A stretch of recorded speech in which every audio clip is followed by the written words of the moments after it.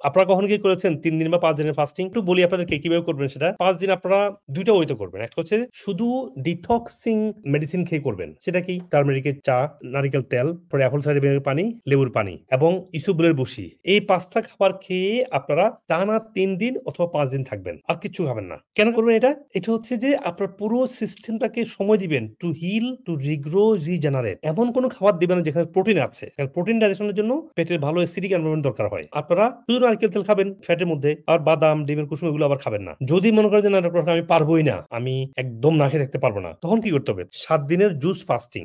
Juice fasting হচ্ছে যে শুধু গ্রিন জুস খাবেন। কি দিয়ে?